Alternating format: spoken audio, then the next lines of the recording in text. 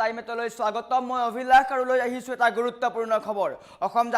জাতীয় পৰিষদে তালিকা ঘোষণা কৰিছে প্ৰাৰ্থিত্ব কাক কাক দিয়া হৈছে আহি পৰিছে তালিকা কেইবাটাও সমষ্টি দিয়া হৈছে কংগ্ৰেছৰ সৈতে মিত্ৰতা হ'ব অসম জাতীয় পৰিষদ আৰু 12টাকৈ সমষ্টি দিয়াৰ কথা উল্লেখ কৰিছিল কেইবাটাও সমষ্টি দিছে কংগ্ৰেছে আৰু বৰ্তমান সময়ত অসম জাতীয় পৰিষদৰ সমষ্টিৰ তালিকা আহি পৰিছে কোন কেইটা সমষ্টি তেওঁলোকে প্ৰাৰ্থিত্ব প্ৰদান কৰিব আৰু বৰ্তমান নাম আহিছে এই সকলো লৈ আহিছো আৰু সন্দৰ্ভত সবিশেষ লৈ অহাৰ চেষ্টা কৰিছো জনাই আছো টাইমে বিগ ব্ৰেকিং ৰাজ্যৰ ৰাজনীতিৰ অন্য এটা গুৰুত্বপূৰ্ণ খবৰ অসম জাতীয় পৰিষদৰ প্ৰাৰ্থীৰ তালিকা প্ৰকাশ কৰা হৈছে এজেপিৰ তালিকা প্ৰকাশ কৰা হৈছে কোন সমষ্টিত কাক দিয়া হ'ব প্ৰাৰ্থিত্ব সকলো আহি পৰিছে তালিকা আহি পৰিছে টাইমেটৰ হাতত খুৱাঙত লুৰিণজ্যোতি গগৈ উজনি অসমৰ এটা গুৰুত্বপূৰ্ণ সমষ্টি খুৱাঙত লুৰিণজ্যোতি গগৈ দিয়া হৈছে প্ৰাৰ্থিত্ব খদিয়াত জগদীশ ভূঞা ডিব্ৰুগড়ত মইনাক পাত্ৰক দিয়া হৈছে প্ৰাৰ্থিত্ব এয়া হৈছে অসম জাতীয় পৰিষদৰ প্ৰাৰ্থীৰ তালিকা সৰুপথাৰত জীৱন চুতীয়া ব্ৰহ্মপুৰত ৰাজেন গোহাঁইক দিয়া হ'ব প্ৰাৰ্থিত্ব বিন্নাকান্দিত ৰেজাউল কৰিম চৌধুৰীক দিয়া হৈছে প্ৰাৰ্থিত্ব কেইবাগৰাকীও প্ৰাৰ্থী আছে কেইবাটাও সমষ্টি দিয়া হৈছে প্ৰাৰ্থিত্ব গুৱাহাটী কেন্দ্ৰীয় অৰ্থাৎ গুৱাহাটী চেণ্ট্ৰেলত কমল নাৰায়ণ চৌধুৰীক দিয়া হ'ব প্ৰাৰ্থিত্ব মৰিগাঁৱত বাণী দাস তাৰ সমান্তৰালকৈ মাহমৰাত মানিক গগৈ দিয়া হ'ব প্ৰাৰ্থিত্ব আৰু এয়া হৈছে অসম জাতীয় পৰিষদৰ প্ৰাৰ্থীৰ তালিকা সমান্তৰালকৈ ধেমাজিত চিত্তৰঞ্জন বসুমতাৰী বা নৰেন কুমাৰ টাৱে লাভ কৰিব পাৰে প্ৰাৰ্থিত্ব আৰু এয়া হৈছে অসম জাতীয় পৰিষদৰ প্ৰাৰ্থীৰ তালিকা এটা গুৰুত্বপূৰ্ণ খবৰ নিৰ্বাচন সমাগত আৰু বৰ্তমান বিৰোধী ঐক্যত হাহাকাৰ লাগিছিলে কিন্তু এতিয়া অসম জাতীয় পৰিষদে প্ৰাৰ্থী দিয়া পৰিলক্ষিত হৈছে কেইবাটাও সমষ্টি তেওঁলোকে বিচাৰিছিলে কিন্তু কংগ্ৰেছে আটাইকেইটা সমষ্টিত দিয়া নাই মাত্ৰ 12টা সমষ্টি দিছে বিশেষকৈ নাওবৈচা বিনাকান্দি এইসমূহ সমষ্টি বিচৰা হৈছিল আৰু সেইসমূহ সমষ্টি দিছে কিন্তু ডাঙৰ প্ৰশ্নটো উত্থাপন হৈছে ৰাইজৰ দলে মিত্ৰতা কৰিব নে নকৰে ইতিমধ্যে অখিল গগৈয়ে মিত্ৰতা ভংগৰ সন্দৰ্ভত স্পষ্ট কৰিছে ৰাইজৰ দলে তালিকা প্ৰকাশ কৰিছে কেইবাটাও সমষ্টি আছে 40ৰ পৰা 45টা সমষ্টি তেওঁলোকে প্ৰাৰ্থিত্ব আগবঢ়াব কিন্তু এতিয়া প্ৰশ্ন উত্থাপন হৈছে ৰাইজৰ দলক একাষৰীয়া কৰি কংগ্ৰেছে অসম জাতীয় পৰিষদ APHLC আৰু CPI সেইসমূহ দলক লগত লৈ আগবাঢ়িব নেকি কিয়নো বিৰোধী শিবিৰত আউল লগা দেখিবলৈ পোৱা গৈছিলে কাৰো নিজৰ মজত মত কাৰো মত মিল নাই ৰাইজৰ দলে বিচাৰিছিলে 15টা সমষ্টি কিন্তু সেই 15টা সমষ্টি পছন্দৰ নহয় সেইকেইটা সমষ্টি আনফালে কংগ্ৰেছে সংখ্যালঘু সমষ্টি এৰি নিদিয়ে তাৰ উপৰিও কিন্তু অসম জাতীয় পৰিষদেও কেইবাটাও সমষ্টি বিচাৰিছিলে নামনি অসমৰ কেইবাটাও সমষ্টি বিচাৰিছিলে কিন্তু সেইসমূহ সমষ্টি অসম জাতীয় পৰিষদক এৰি দিয়া নাই এতিয়া প্ৰশ্ন উত্থাপন হৈছে উজনি অসমৰ সেইকেইটা সমষ্টিত সঁচাকৈ অসম জাতীয় পৰিষদে ফলপ্ৰসূ ফল লাভ কৰিব নে নকৰে কিয়নো বিজেপিত উজনি অসমত ভেটি সুদৃঢ় কৰি ৰাখিছে উজনি অসমৰ কেইবাটাও সমষ্টিত বিজেপিৰ ভেটি আছে কিন্তু অসম জাতীয় পৰিষদে সেইসমূহ সমষ্টিত কেনেকুৱা প্ৰতিদ্বন্দ্বিতা কৰে তাত লক্ষণীয় হৈ পৰিব বিশেষকৈ খুৱাং সমষ্টি লক্ষণীয় হ'ব কিয়নো লুৰিণজ্যোতি গগৈয়ে তাত প্ৰাৰ্থিত্ব আগবঢ়াইছে খুৱাং সমষ্টিটো বিজেপিৰ প্ৰাৰ্থী আছে তাৰ সমান্তৰালকৈ বিৰোধী মিত্ৰজোঁটৰ প্ৰাৰ্থী হ'ব লুৰিণজ্যোতি গগৈ লক্ষণীয় হ'ব কিন্তু খুৱাং সমষ্টিৰ বাহিৰে কিন্তু বাকী কোনো সমষ্টিতে অসম জাতীয় পৰিষদৰ ভেটি কিন্তু সুদৃঢ় নহয় দুৰ্বল হয় তেওঁলোকৰ প্ৰদৰ্শন দুৰ্বল তেওঁলোকৰ বুথ দুৰ্বল আৰু সেয়া লক্ষণীয় হৈ পৰিব কেনেকৈ কংগ্ৰেছে বা অসম জাতীয় পৰিষদে সেইসমূহৰ মীমাংসা কৰে আৰু এতিয়া 12টাকৈ সমষ্টি দিছে অসম জাতীয় পৰিষদৰ 12টা সমষ্টিৰ কেইবাটাও সমষ্টিৰ তালিকা আহি পৰিছে কোন কোন প্ৰাৰ্থীক দিয়া হৈছে প্ৰাৰ্থীৰ তালিকা আহি পৰিছে কেইবাটাও সমষ্টি আছে অসম জাতীয় পৰিষদে লুৰিণজ্যোতি গগৈ খুৱাঙত দিছে খদিয়াত জগদীশ ভূঞা ডিব্ৰুগড়ত মইনাক পাত্ৰ সৰুপথাৰত জীৱন চুতীয়া ব্ৰহ্মপুৰত ৰাজেন গোহাঁই বিন্নাকান্দিত ৰেজাউল কৰিম চৌধুৰী গুৱাহাটী কেন্দ্ৰীয়ত কমল নাৰায়ণ চৌধুৰী মৰিগাঁৱত বাণী দাস মাহমৰাত মানিক গগৈ ধেমাজিত চিত্তৰঞ্জন বসুমতাৰী বা নৰেন কুমাৰ টাউক দিয়া হ'ব পাৰে প্ৰাৰ্থিত্ব এয়া হৈছে অসম জাতীয় পৰিষদৰ প্ৰাৰ্থীৰ তালিকা এতিয়া প্ৰশ্ন উত্থাপন হৈছে সঁচাকৈ এইকেইটা যদি সমষ্টি হয় তেন্তে কংগ্ৰেছৰ সৈতে মীমাংসা কৰিছেনে নাই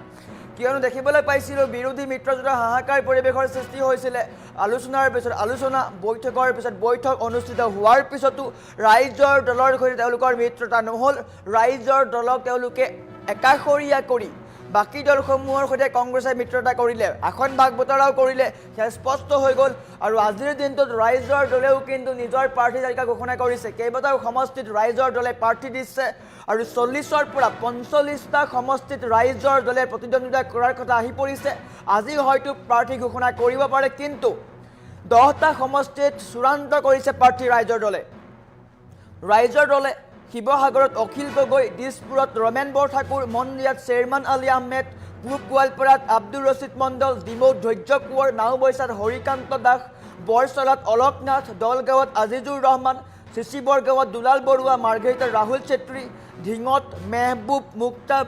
মানাহত অঞ্জন তালুকদাৰ আৰু আলগাপুৰ কাটলিচাৰাত জহিৰ উদ্দিন লস্কৰক দিয়া হৈছে প্ৰাৰ্থিত্ব আৰু এয়া হৈছে ৰাইজৰ দলৰ প্ৰাৰ্থী তালিকা। আনহাতে অসম জাতীয় পৰিষদলৈ প্ৰাৰ্থী আহি পৰিছে, প্ৰাৰ্থী তালিকা আহি পৰিছে। কেইবাটাও প্ৰাৰ্থীৰ নাম তেওঁলোকে ঘোষণা কৰিছে, কেইবাটাও সমষ্টিত প্ৰাৰ্থী তেওঁলোকে প্ৰক্ষেপ কৰিছে। কোনকেইটা সমষ্টিত? খোৱাঙত লুৰিণজ্যোতি গগৈ, শদিয়াত জগদীশ ভূঞা, ডিব্ৰুগড়ত মইনাক পাত্ৰ, সৰুপথাৰত জীৱন চুতীয়া। সৰুপথাৰ সমষ্টি লক্ষণীয় হ'ব, জীৱন চুতীয়াক দিয়া হৈছে, কিন্তু বিজেপিৰ ভেটি তাত সুদৃঢ় হৈ আছে। বিশ্বজিৎ ফুকনৰ বিধায়ক হয় সৰুপথাৰৰ বিজেপিৰ বিধায়ক তেওঁ, আৰু বিজেপিৰ বিধায়কগৰাকীক উৎখাত কৰি অসম জাতীয় পৰিষদে নিজৰ ভেটি গঢ়িব পাৰিবনে নোৱাৰে, কিন্তু সেয়া প্ৰশ্নবোধক চিন নিশ্চয়কৈ আছে, কিয়নো সৰুপথাৰ সমষ্টিৰ বিশ্বজিৎ ফুকনে যথেষ্ট কাম কৰিছে বুলি সকলোৱে কৈ আছে। তাত লক্ষণীয় হৈ পৰিব সেই সমষ্টি। গোলাঘাট জিলাৰ এটা অন্যতম সমষ্টি সৰুপথাৰ সমষ্টি লক্ষণীয় হৈ পৰিব। তাৰ সমান্তৰালকৈ গুৱাহাটী কেন্দ্ৰীয়ত কমল নাৰায়ণ চৌধুৰীক দিয়া হৈছে। এটা গুৰুত্বপূৰ্ণ সমষ্টি গুৱাহাটী চেণ্ট্ৰেলত কমল নাৰায়ণ চৌধুৰীক দিয়া হৈছে। মৰিগাঁৱত বাণী দাসক দিয়া হৈছে। মৰিগাঁও সমষ্টি বীণাকান্দি সমষ্টি তেওঁলোকে বিচাৰিছিলে, কিন্তু মৰিগাঁও সমষ্টিত আহি পৰিছে তালিকা। মৰিগাঁও সমষ্টিত বাণী দাসক দিয়া হ'ব, কিন্তু কংগ্ৰেছে সেইকেইটা সমষ্টি এৰি দিবনে নিদিয়ে লক্ষণীয় হ'ব, কিয়নো সংখ্যালঘু সমষ্টি মৰিগাঁও, বীণাকান্দি আৰু যিসমূহ ধুবুৰীৰ ফালে সমষ্টি আছে, গোৱালপাৰা হওক, গোলকগঞ্জ হওক, সেইসমূহ সমষ্টিত কংগ্ৰেছে নিশ্চয়কৈ এৰি নিদিব, কিয়নো সংখ্যালঘু সমষ্টি সেইসমূহ, আৰু নিশ্চয়কৈ কংগ্ৰেছে নিজৰ যিসমূহ ভেটি আছে সেই ভেটিসমূহ নিশ্চয়কৈ মিত্ৰজোঁটৰ দলসমূহক এৰি নিদিব। যদিহে সেইসমূহ আসন তেওঁলোকে এৰি দিয়ে, নিশ্চয়কৈ আগন্তুক দিনত কংগ্ৰেছৰ ভেটি সেইসমূহৰ পৰা উৎখাত হ'ব, আৰু সেইকাৰণে ৰাইজৰ দলক তেওঁলোকে একাষৰীয়া কৰিলে। ৰাইজৰ দলৰ সৈতে মিত্ৰতা নহ'ল, আৰু বৰ্তমান সময়ত অসম জাতীয় পৰিষদে দাবী উত্থাপন কৰিছিল যে আমাক মৰিগাঁও লাগিব, বীণাকান্দি লাগিব, আৰু কেইবাটাও সংখ্যালঘু সমষ্টি ঘোষণা কৰিছিলে, কিন্তু অসম জাতীয় পৰিষদে মান্তি হৈছে। 10টা সমষ্টি দিছে তেওঁলোকক, 12টা সমষ্টি দিছে, 12টা সমষ্টি তেওঁলোকে মান্তি হৈছে, আৰু হয়তো এটা সমষ্টিতে তেওঁলোকে ভাল প্ৰদৰ্শন কৰিব পাৰে অলপ, নিশ্চয়কৈ সেইটোতো খুব বেছি 50% বা 60% তেওঁলোকে লাভ কৰিব পাৰে ভোট, বা নকৰিবও পাৰে, কিন্তু খোৱাং সমষ্টি এটা ভাল সমষ্টি হ'ব, বাট এখন যুঁজ দেখিবলৈ পোৱা যাব বিজেপি আৰু অসম জাতীয় পৰিষদৰ মাজত। তাৰ বিপৰীতে অসম জাতীয় পৰিষদৰ ক'তোৱে কণ্টেষ্ট নাই, অসম জাতীয় পৰিষদৰ ভেটি ক'তোৱে নাই বুলি ক'ব পাৰি। অসম জাতীয় পৰিষদে কেৱল মাত্ৰ কেইটামান সমষ্টিত লক্ষ্য কৰি আছে। লুৰিণজ্যোতি গগৈৰ নেতৃত্বত তেওঁলোকে আত্মসমৰ্পণ কৰিছে কংগ্ৰেছৰ ওচৰত, আৰু সেয়া স্পষ্ট হৈ পৰিছে। তেওঁলোকে প্ৰচাৰ কৰা নাই, মাত্ৰ কেইটামান সমষ্টি বিচাৰিছে, আৰু তেওঁলোক সেইকেইটা সমষ্টিতেই সন্তুষ্ট। আনহাতে মনোৰঞ্জন তালুকদাৰৰ যি দল আছে CPI, তাতো কিন্তু এখন বা দুখন আসনে দিব। আনহাতে APSLCক দিব, কাৰ্বি আংলঙৰ কেইবাটাও সমষ্টি, 2ৰ পৰা 3টা সমষ্টি দিব APSLCক, আৰু CPM আছে, CPM-ML আছে, তেওঁলোককো আসন ভাগ বতৰা কৰি দিছে। লক্ষণীয় হ'ব এতিয়া বিৰোধী শিবিৰত কেনেকুৱা পৰিস্থিতিৰ সৃষ্টি হৈছে। নিৰ্বাচন সমাগত তেওঁলোকে কিন্তু এতিয়াও মিত্ৰতা সন্দৰ্ভত স্থিতি থিৰাং কৰা নাই, কি হ'ব কি নহ'ব লক্ষণীয় হৈ আছে। আৰু বৰ্তমান সময়ত অসম জাতীয় পৰিষদৰ প্ৰাৰ্থী তালিকা আহি পৰিছে। 12খন বা 12টা আসন দিব তেওঁলোকক, 12খনকৈ আসন দিছে বা সমষ্টি দিছে 12টা। সেই 12টা সমষ্টি তেওঁলোকে প্ৰাৰ্থী দিছে, তালিকা প্ৰকাশ কৰিছে। কেইবাটাও সমষ্টি আছে খোৱাঙত লুৰিণজ্যোতি গগৈ, নিশ্চয়কৈ তেওঁ তাত প্ৰতিদ্বন্দ্বিতা কৰিব, আৰু কি হ'ব লক্ষণীয় সেয়া আগন্তুক দিনত গুৰুত্বপূৰ্ণ হ'ব। বিজেপিৰ সৈতে তেওঁৰ যুঁজখন কি হ'ব, কিয়নো উজনি অসমত বিজেপিৰ ভেটি সুদৃঢ় কৰি ৰাখিছে, আৰু বিজেপিয়ে নিশ্চয়কৈ উজনি অসমৰ সকলো আসন দখল কৰিবলৈ চাব। আৰু এতিয়া কংগ্ৰেছেও চেষ্টা কৰিছে যে বিজেপি পৰাস্ত কৰিব, কিন্তু তেনেকুৱা হৈ উঠা নাই। নিশ্চয়কৈ বিজেপিত বহুত অগ্ৰগতি লাভ কৰি আছে। বিজেপিয়ে নিজৰ বুথৰ পৰা আৰম্ভ কৰি জিলা পৰ্যায় পৰ্যন্ত নিজৰ ভেটি সুদৃঢ় কৰি ৰাখিছে, আৰু অসম জাতীয় পৰিষদে নিশ্চয়কৈ পৰাস্ত হোৱাৰ সম্ভাৱনা আছে। কি হ'ব কি নহ'ব সেয়া পৰৱৰ্তী সময়ত লক্ষণীয় হ'ব, কিন্তু অসম জাতীয় পৰিষদে 12টা সমষ্টি লাভ কৰিছে কংগ্ৰেছৰ পৰা। কংগ্ৰেছে 100টা সমষ্টি লৈছে, বাকী 26টাৰে 12টা সমষ্টি AJPক দিছে, বাকী মিত্ৰজোঁটক দিছে। কিন্তু ৰাইজৰ দলে বিচাৰিছিলে 14টা সমষ্টি, কিন্তু 14টা সমষ্টিৰে প্ৰায় 12টা সমষ্টি তেওঁলোকে নিজৰ মতে বিচাৰিছিলে, কিন্তু 12টা সমষ্টিৰ মাত্ৰ 4টাহে পালে নিজৰ মতে ৰাইজৰ দলে, যাৰ কাৰণে ৰাইজৰ দলে নিজেই খেলাৰ সিদ্ধান্ত গ্ৰহণ কৰিছে। আৰু বৰ্তমান সময়ত বিৰোধী মিত্ৰজোঁটৰ হাহাকাৰ পৰিৱেশৰ সৃষ্টি হৈছিলে কালিৰ দিনটোত, আৰু এয়া হৈছে বৰ্তমানৰ খবৰ।